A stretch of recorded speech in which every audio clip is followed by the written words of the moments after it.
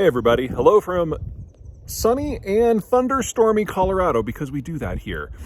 Today is June 7th, and yesterday the Mexicans wrapped up their midterm elections, which is normally not the sort of thing I would comment on, but Lopez Obrador, the president of Mexico, is an interesting cat. He is often called the Trump of Mexico. Formally, he's a socialist, but really he's a right-wing populist, to be perfectly honest.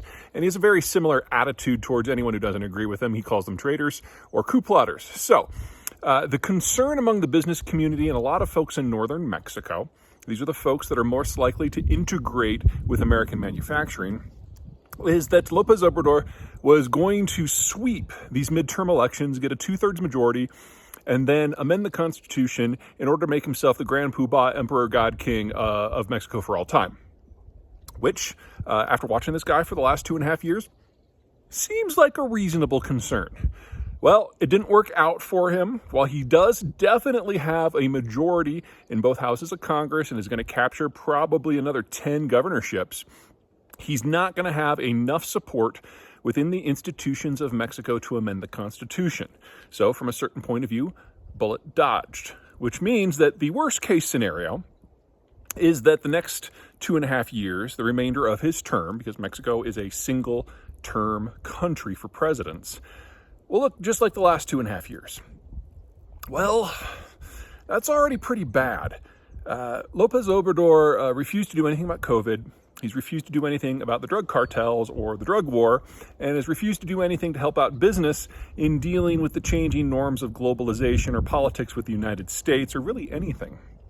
He's focused instead, again, very Trump style, on entrenching his personal power, rewarding people who support him, and punishing anyone who dares say anything else, to the point that he's actually going after anti-corruption groups now and pro-democracy groups, accusing them of wanting to oust him in a military coup.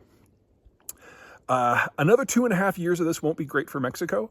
Mexico had its sharpest economic contraction on record last year, largely due to COVID mixed with Lopez Obrador's policies.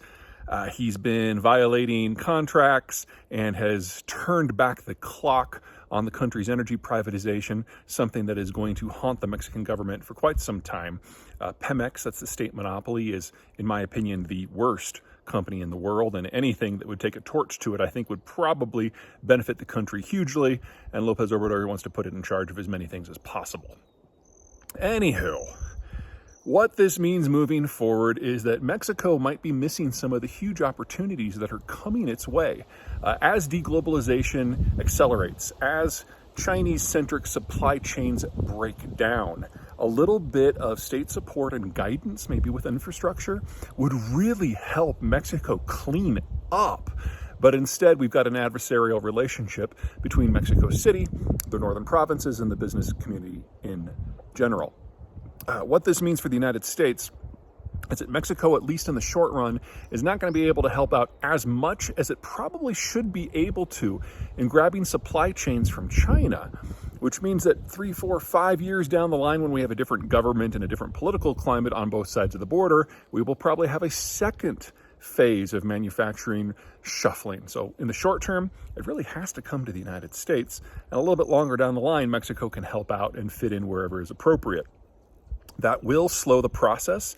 That will send prices up at a time we're already experiencing relatively robust inflation. It's not the end of the world, but it does kind of bum me out every once in a while when the world hands you something on a silver platter and you're like, nah, I'm dealing with other issues right now.